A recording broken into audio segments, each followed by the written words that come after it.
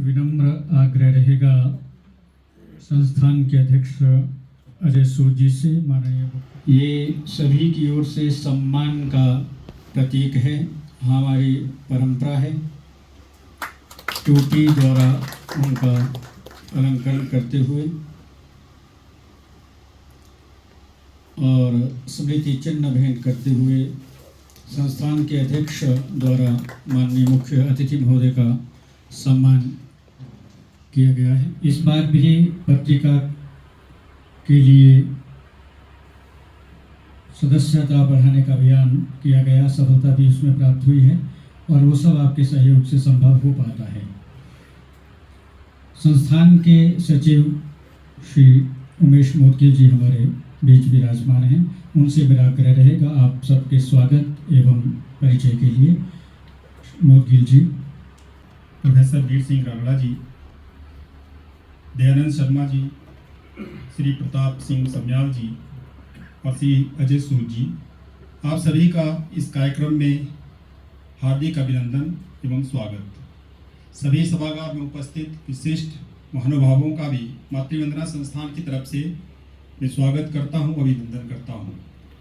मातृवंदना का प्रकाशन, मातृवंदना जागरण पत्रिका का प्रकाशन लगातार मातृवंदना संस्थान के द्वारा किया जा रहा है और लगभग हमारा प्रयास है कि हिमाचल के प्रत्येक गांव तक हम पहुँचें। इस वर्ष भी हमारी जो सदस्यता है उसे हम और अच्छा करने का प्रयास कर रहे हैं और लगभग यही प्रयास है कि अधिक से अधिक महानुभावों तक, प्रत्येक व्यक्ति तक, प्रत्येक कोने तक हिमाचल में हम पहुँचें और उसमें राष्ट्रीयता के स्वर और सामाजिक संवेदना इन विषयों के ऊपर हम प्रत्येक व्यक्ति तक पहुँचे। 30,000 से पहुँचने का प्रयास कर रहे हैं। आप सभी ने इस कार्यक्रम के लिए अपना बहुमूल्य समय निकाला, उसके लिए भी अपना स्वागत, अभिनंदन। जय हिंद, जय भारत। प्रांत संचालक, साथ में विराजमान श्री प्रताप सिंह समयाल जी, प्रांत प्रचार प्रमुख श्री अजय सूद जी, मातृवंदना संस्थान के अध्यक्ष एवं उपस्थित सभी प्रबुद्ध वर्ग। अभी जहाँ तक साहित्य की बात है तो हमारे प्रताप जी ने अभी जो बात कही, साक्षात पशु पुच्छ विषाणहीन, कि भी साहित्य और संगीत कला के प्रति जिनकी रुचि नहीं है वो समझिए कि वो मानव रूप में पशु है।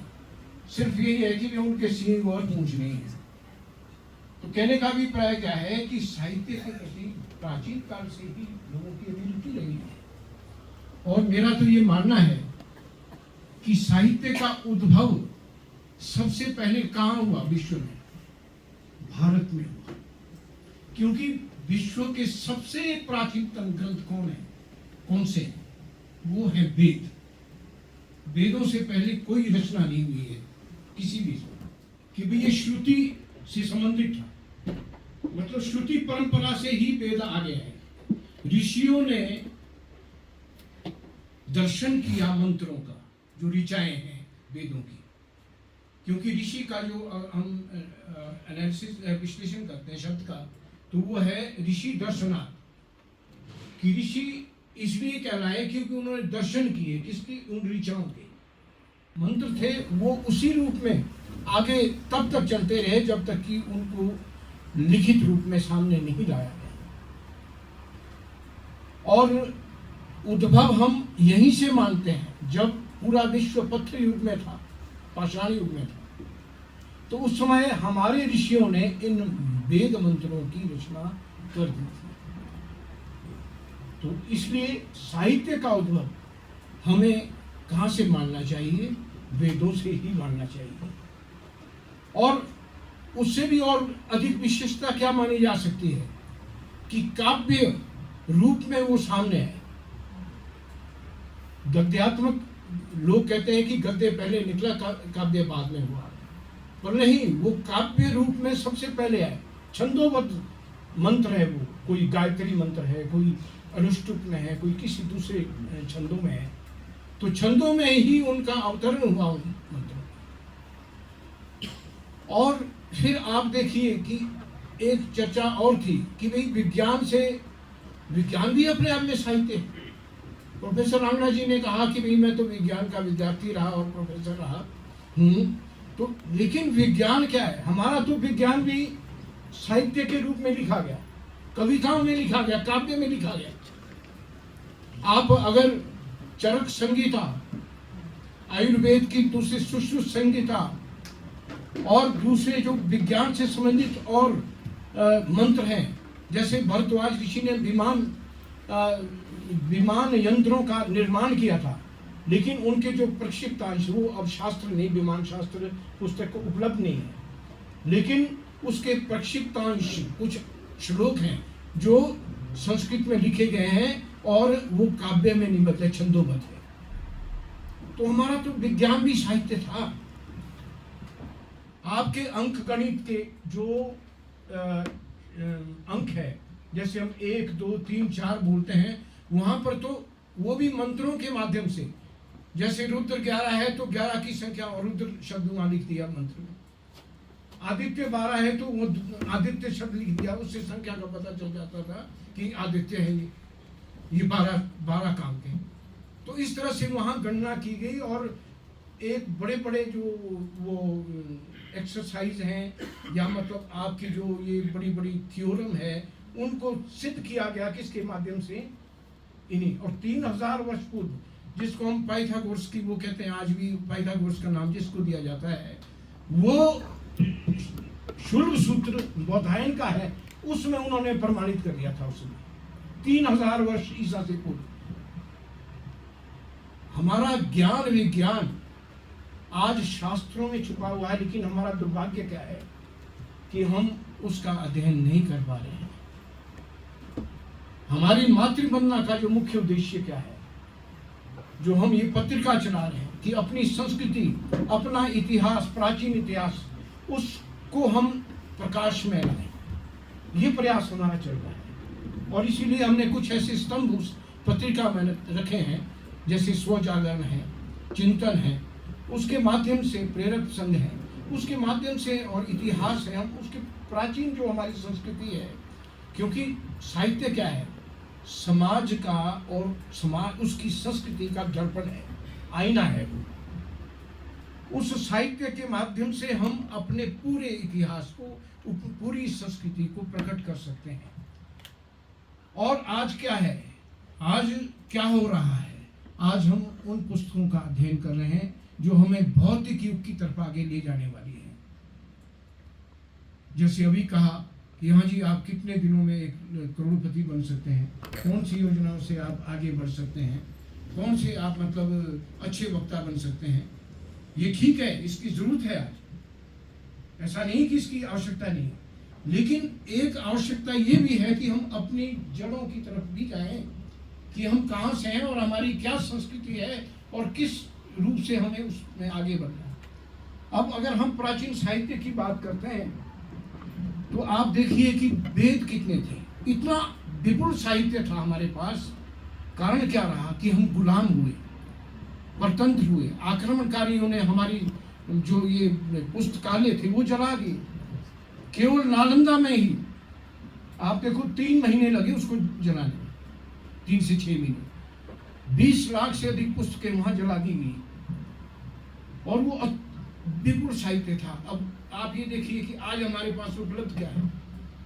अब ऋग्वेद, यजुर्वेद, सामवेद, अथर्ववेद, आप इनकी बात करें तो ऋग्वेद की 5 शाखाएं थी, उनकी अलग अलग वो क्या कहते हैं संहिताएं थी, जो ग्रंथ है, और उसमें से एक बची है हमारे पास, शाकर संस्था, और उसी का ग्रंथ हमारे पास उपलब्ध है। और यजुर्वेद की 101 शाखाएं थी। यजुर्वेद 2 था, कृष्ण यजुर्वेद और शुक्ल यजुर्वेद, कृष्ण यजुर्वेद की 86 शाखाएं थी, 86, और दूसरी तरफ शुक्ल यजुर्वेद की 15 शाखाएं थी, जबकि कृष्ण यजुर्वेद की एक ही संहिता हमारे पास है, एक ही शाखा की। और दूसरी तरफ जो यजुर्वेद है उसकी केवल हमारे पास 2 शाखाएं हैं, 2 शाखाओं के ग्रंथ उपलब्ध होते हैं। कहाँ गई बाकी पुस्तकें? फिर उसके बाद देखिए आप आरण्य ग्रंथ, वेदों के बाद ब्राह्मण ग्रंथ आते हैं। ब्राह्मण ग्रंथ, ब्राह्मण से उसका संबंध नहीं है, ब्राह्मण ग्रंथ है भाष्य ग्रंथ वेदों के, जो कि यज्ञ के संबंध में परिचय मतलब व्याख्या करते हैं कि कैसे यज्ञ किए जाते हैं, किस रूप में किए जाते हैं और उसकी व्यवस्था कैसे है, नियम क्या है, वो ब्राह्मण ग्रंथों में। उसके बाद आरण्य ग्रंथ आते हैं जो वनों में लिखे गए, अरण्य मतलब वन, वनों में तपस्वियों ने लिखे, और उसमें अध्यात्म का पुट है, वो अध्यात्म का उसमें विचार किया गया है। और उपनिषद तो पूर्णतया आध्यात्मिक ग्रंथ है, और वो सार है हमारी संस्कृति का उपनिषद। और उपनिषदों का सार भी कहाँ है? गीता में। तो इन ग्रंथों का आज कहाँ उपलब्ध है हमारे पास? फिर आप देखिए उपनिषद कितने हैं, असंख्य उपनिषद है, 108 तो है लेकिन उससे भी बढ़कर है। फिर उसके बाद वेदांग है। अब जहाँ विज्ञान की बात करते हैं तो आप हैरान होंगे कि वेदांग में जो साम वेद के हमारे मंत्र हैं, साम वेद के मंत्रों का जो उच्चारण किया जाता था वो उद्गाता करते थे, और वो सस्वर पाठ होता था, और उन स्वरों का ज्ञान, सूक्ष्म ज्ञान कहाँ उपलब्ध था? वेदांग में। वेदांग में शिक्षा ग्रंथ आते हैं, उन शिक्षा ग्रंथों में उसका वर्णन किया गया है कि कहाँ और आरोह है, कहाँ अवरोह है, कहाँ मंत्र को ऊंचा उठाना, कहाँ नीचे ले जाना है। मतलब वो शिक्षा आज कहाँ है नहीं। हम वैदिक मंत्रों का आज उच्चारण करते हैं लेकिन सस्वर पाठ हम नहीं कर सकते, हमें नहीं आता। जब मैंने पीएचडी किया तो मुझे सामवेद के मंत्रों का उच्चारण करने वाला उत्तर भारत में कोई मिला ही नहीं, और मुझे साउथ में जाना पड़ा, कर्नाटका में, और वहाँ पर मुझे कुछ विद्वान मिले जिन्होंने सामवेद का गायन किस तरह से होता है उन्होंने बताया। और वो उस वक्त देवता यज्ञ में आकृष्ट कब होते थे? उसी सामवेदों के गायन से होते थे, जब वो सस्वर पाठ, उसकी तरंगे वाइब्रेशन होती थी, और उससे देवता आकर्षित होकर के यज्ञ भूमि पर आते थे, वो भी समय। लेकिन आज वो ज्ञान कहाँ है? उपलब्ध नहीं। फिर आप ये देखिए कि छंद, छंद भी वेदों का अंग है, निरुक्त वेदों का अंग है, ज्योतिष वेदों का अंग है, व्याकरण वेदों का अंग है। तो कहने का अभिप्राय क्या है कि ज्योतिष के माध्यम से खगोल शास्त्र हमारा सारा उसी पर आधारित था,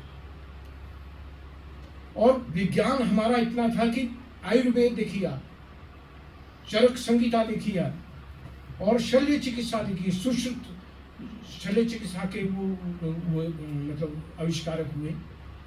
और हमारे यहाँ आप हैरान होंगे, अभी मेरा पुत्र कुछ सालों पहले चाइना गया था, वहाँ पर पेजिंग की एक लाइब्रेरी में वो गया, पुस्तकालय में, और वहाँ एक पुस्तक उसे मिली, और घर आकर बोले मुझे एक पुस्तक मिली संस्कृत में। बोले क्या था? कि अश्व चिकित्सा, शल्य चिकित्सा। और अश्व शल्य चिकित्सा में क्या था कि घुटने जो है उनके अश्व के, उनको जोड़ा जाता था, दोबारा जोड़ा जाता था। आज साइंस क्या करती है? हमारे रिप्लेस कर रही है घुटनों को। और उस वक्त प्राचीन काल में मनुष्य के तो होते ही होंगे, लेकिन पशुओं के भी वो घुटने जो है चेंज किए जा सकते थे। वो पुस्तकें कहाँ गई? आक्रमणकारियों ने, और जो यहाँ पर यात्री आए उन्होंने, कोई चीन ले गया, कोई उधर जापान ले गया, जर्मन में बहुत अधिक साहित्य हमारा, चाइना में बहुत पुस्तकें मिली इस तरह की। तो कहने का अभिप्राय क्या है कि हमने अपने प्राचीन इतिहास की तरफ जाने की कोशिश नहीं की, उस साहित्य को पढ़ने की कोशिश नहीं की। और साहित्य शास्त्र की जो एक नियम है उसके लिए अलग शास्त्र है संस्कृत में, साहित्य शास्त्र वो अलग ही विषय है, जिसमें मम्मट विश्वनाथ जैसे बड़े बड़े साहित्यकार हैं जिन्होंने छंदों की, रस की, क्योंकि साहित्य में रस को सबसे प्रधानता दी गई है, रस ही मुख्य माना जाता है। रसात्मकम वाक्यम काव्यम, काव्य किसको कहा जाता है, लक्षण ही बता दिया है कि जिसमें रस है वही असली काव्य है। और उसके साथ फिर जोड़ दिए छंद, अलंकार, जिसका प्रयोग हम आज हिंदी साहित्य में भी करते हैं। तो कहने का अभिप्राय क्या है कि समय की कमी है, फिर मैं थोड़ा इस विषय को हटा करके थोड़ा आगे जाता हूँ, अपनी बात करता हूँ। क्योंकि हमारी जो हिंदी साहित्य है उसमें भी आज काफ़ी पहले भी हुआ है, भारतेंदु हरिश्चंद्र से लेकर आगे हमारे जितने हिंदी साहित्य में लेखक हुए हैं या कवि हुए हैं उनका बड़ा विशेष योगदान है। और पत्र पत्रिकाओं का भी विशेष योगदान है। तो पत्रिकाओं में अगर हम लें तो पत्रिकाएं, जागरण पत्रिका हमारी चलती है जिसके बारे में अभी चर्चा की, मातृवंदना। 15 वर्ष से मैं संपादक हूँ, 25 वर्षों से मैं कार्य कर रहा हूँ मातृवंदना के लिए। तो मातृवंदना के लिए हम प्रयास करते हैं कि हम इसमें अपनी संस्कृति, साहित्य और प्राचीन साहित्य और आज की जो परिस्थितियां हैं उसके अनुरूप और अपने धर्म और संस्कृति और राष्ट्रवाद के प्रति हमारा क्या योगदान होना चाहिए उस संबंध में हम जागृत करने का प्रयास करते हैं पाठकों। और इस समय जागरण पत्रिका का गांव-गांव तक पहुंच है और हमारा प्रयास है कि हिमाचल के जितने भी सभी गांव हैं वहां तक हम किसी तरह पहुंच पाएं। इस समय 30,000 से अधिक हमारी सर्कुलेशन है और इसको हम आगे हर गांव तक पहुंचाने का प्रयास करना चाहते हैं। और यही मैं अपेक्षा रखता हूं कि हम अपने साथ जो हमारे दूसरे भी पाठकगण हैं, दूसरे आपके नज़दीक के जो साथी हैं, उनको भी आप प्रेरित करें कि वो मातृवंदना के वो सदस्य बने, उसे पढ़ें और लोगों को भी पढ़ाएं। क्योंकि यहाँ पर कोई कहानी नहीं है, कोई दूसरी ऐसी कोई मनोरंजक बात नहीं है। इसमें हम सिर्फ राष्ट्रवाद को, अपने देश को किस तरह हम आगे ले जाएं और अपनी संस्कृति को कैसे आगे बढ़ाएं, उस तरफ ही जाने का हमारा विशेष उद्देश्य है। तो मैं अपने इसी वक्तव्य के साथ अपनी वाणी को विराम देना के अध्यक्ष अजय सूद जी से कार्यक्रम के समापन और धन्यवाद ज्ञापन के लिए।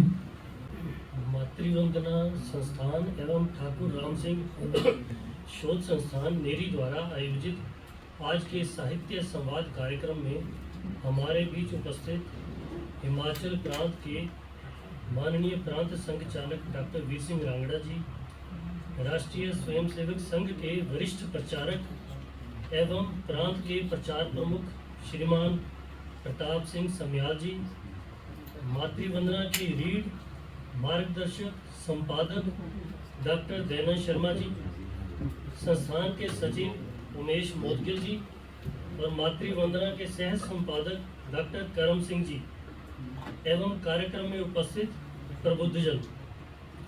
राष्ट्रीय पुस्तक मेले में स्टॉल लगाने और साहित्य संवाद कार्यक्रम द्वारा आप प्रबुद्ध जनों से संवाद एवं चर्चा हो ऐसा विचार कर इस कार्यक्रम का आयोजन किया गया था।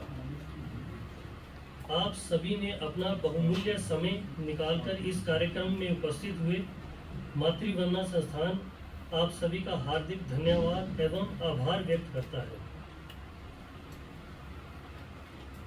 हम आशा करते हैं कि आगे भी समय समय पर इस तरह के कार्यक्रम का आयोजन कर हम आपस में जुड़े रहेंगे और संवाद इसी तरीके से स्थापित रहेगा।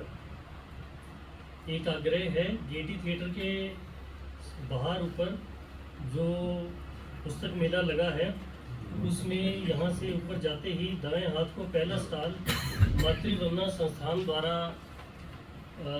उसमें साहित्य बिक्री के लिए रखा गया है सामान। आप सभी से आग्रह है कि आप लोग स्वयं भी और अपने परिचितों को भी स्टॉल पर भेजने की कृपा करें ताकि राष्ट्रीय महत्व का और सुरुचिपूर्ण साहित्य जो है वो आपके घरों तक पहुंच सके। आप सभी आए इस कार्यक्रम में उपस्थित हुए आप सभी का एक बार पुनः धन्यवाद एवं आभार।